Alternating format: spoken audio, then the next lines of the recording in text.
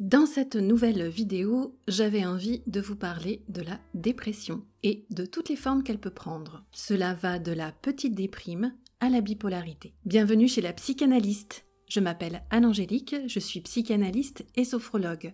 J'ai créé cette chaîne afin de vous proposer des contenus sur la psychanalyse. En plus de cette chaîne, je propose également différents accompagnements thérapeutiques à mon cabinet et en ligne. Si vous voulez en savoir plus sur mes accompagnements, vous trouverez un lien vers mon blog en barre d'infos. Et sinon, n'oubliez pas de vous abonner, d'activer la cloche, de mettre un pouce bleu en partant.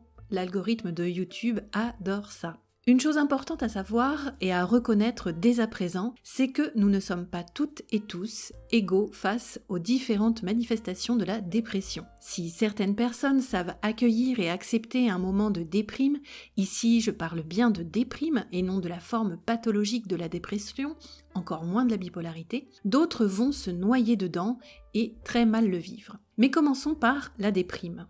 Alors, la déprime se manifeste de façon très passagère. Bien souvent, les personnes qui se sentent déprimées peuvent mettre des mots sur leur déprime et surtout identifier les causes, l'origine de cette déprime. Elles ont donc conscience de leur mal-être et ne le laissent pas s'installer ou du moins pas trop longtemps. La déprime se caractérise souvent par un sentiment de tristesse, de lassitude, de nostalgie, de légère mélancolie. Elle s'accompagne parfois d'apathie, c'est-à-dire d'absence d'émotion, ou de léthargie, autrement dit d'engourdissement physique et psychique. Un peu comme si l'individu avait attrapé un virus et qu'il faisait un petit peu de fièvre, qu'il avait juste besoin d'un peu de bouillon et de sommeil. La personne qui se sent déprimée va peut-être éprouver de la fatigue dans tout son corps, une baisse d'énergie et le besoin de se reposer plus que d'habitude. Elle peut aussi avoir le sentiment d'être nulle, incapable, inutile et perdre complètement confiance en elle, se dévaloriser. La déprime est très souvent passagère, mais si elle s'installe un peu trop, elle peut se transformer en dépression. De même, si elle a tendance à être régulière, peut-être qu'il serait bon de consulter un psychothérapeute pour éclaircir, comprendre et faire le point sur cette régularité. La dépression, elle, peut survenir à la suite d'un traumatisme ou bien arriver, s'installer lentement, progressivement dans le quotidien d'un individu. Elle est très souvent associée au premier ou au second plan, à d'autres souffrances, troubles du comportement ou pathologies telles que le burn-out, l'addiction, le trouble obsessionnel compulsif, le trouble des conduites alimentaires, la phobie sociale, l'anxiété, le stress, etc. Les symptômes peuvent être une perte d'appétit ou bien une tendance à la boulimie, une grande lassitude, une grande tristesse, voire un effondrement intérieur, un épuisement général, des problèmes de sommeil, une perte généralisée de goût, d'intérêt à tout ce qui est agréable, satisfaisant, qui nous apporte du plaisir, du bonheur. Très souvent une apathie et une léthargie qui pousse la personne dans la passivité et l'impossibilité d'agir ou de réagir. L'individu atteint de dépression se renferme sur lui-même, se désocialise, perd petit à petit des repères temporels, ne prend plus soin de lui, que ce soit de son corps ou de sa santé mentale. Il est parfois envahi d'idées noires ou suicidaires et peut passer à l'acte. Alors si un traitement à base d'antidépresseurs peut être efficace, il ne doit pas être le seul traitement envisagé. En effet, trouver le bon antidépresseur et la bonne dose peut mettre du temps et ses effets sur le patient, si celui-ci est engagé et prend correctement sa posologie, peut prendre aussi du temps. Une psychothérapie doit donc venir soutenir le traitement médicamenteux, d'abord parce qu'il s'agit de sortir la personne de l'isolement psychique dans lequel la dépression l'enferme, ensuite parce que la personne doit réapprendre à prendre soin d'elle, enfin parce qu'il s'agit de comprendre les causes de cette dépression et faire en sorte qu'elle ne s'installe pas et devienne une dépression chronique ou qu'elle ne revienne pas, que la personne puisse faire face à d'éventuels troubles dépressifs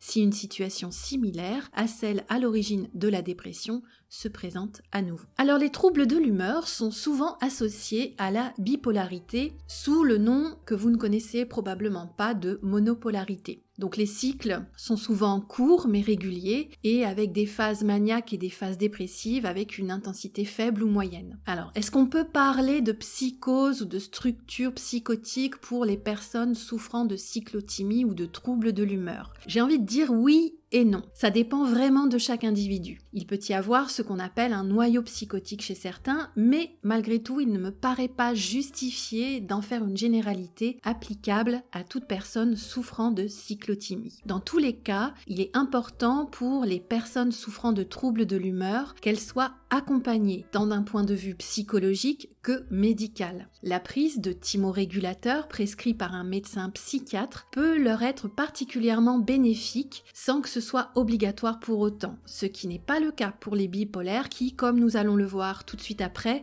doivent prendre un traitement à vie. L'accompagnement thérapeutique pourra être une psychothérapie comportementale et cognitive ou une psychothérapie analytique, afin de permettre au patient d'apprendre à mieux gérer ses émotions, à comprendre ses sentiments de honte et de culpabilité, de tristesse qui l'habitent, de lui redonner confiance en lui et de lui permettre de s'affirmer. La bipolarité relève de la structure psychotique. C'est donc une des 3 psychoses que sont la paranoïa, la schizophrénie et ce que l'on nommait avant la maniaco-dépression et qu'on appelle aujourd'hui plus communément la bipolarité. La bipolarité, ou donc la maniaco-dépression, est une oscillation entre un état dit maniaque et un état dépressif. Alors l'état maniaque, ce n'est pas de l'ordre de l'obsession à nettoyer sa maison, mais c'est un état dans lequel l'individu perd partiellement, voire totalement contact avec la réalité et va agir de façon impulsive et exagérée. Pendant cette phase de manie, l'individu n'a plus conscience des conséquences de ses actes. Par exemple, une personne peut vider son compte bancaire en s'achetant en quelques minutes et sans aucune raison particulière une quantité disproportionnée de paires de chaussures. Elle n'a aucunement conscience des conséquences sur son compte bancaire. À la phase de manie succède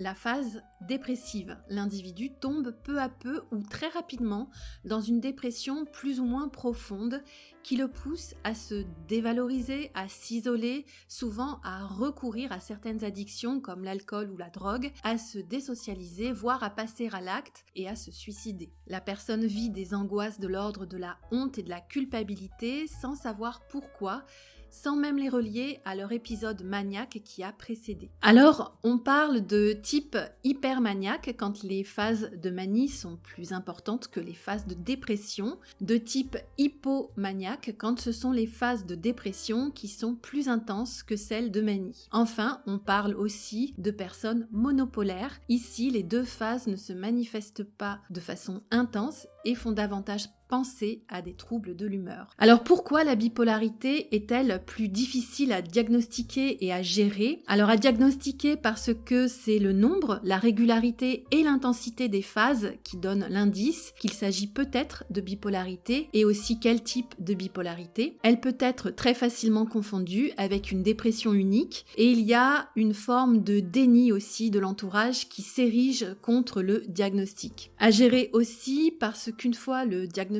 posé, le bipolaire doit accepter qu'il est bipolaire et surtout de prendre un traitement à vie. Or, qui a envie de reconnaître qu'il est psychotique et de prendre des médicaments tous les jours jusqu'à la fin de ses jours? Personne. D'autant que le traitement étant efficace, le bipolaire ne se sent plus bipolaire. Les phases de manie et de dépression s'atténuent, disparaissent et le bipolaire arrête son traitement, se croyant guéri. Cette vidéo est maintenant terminée. Je vous remercie de l'avoir regardée jusqu'au bout. Je vous invite à mettre un petit pouce bleu et à la partager, ça aide l'algorithme de YouTube à me trouver plus facilement. Enfin, n'oubliez pas de vous abonner et d'activer la cloche si vous voulez être informé de la prochaine mise en ligne vidéo. Je vous dis à très bientôt.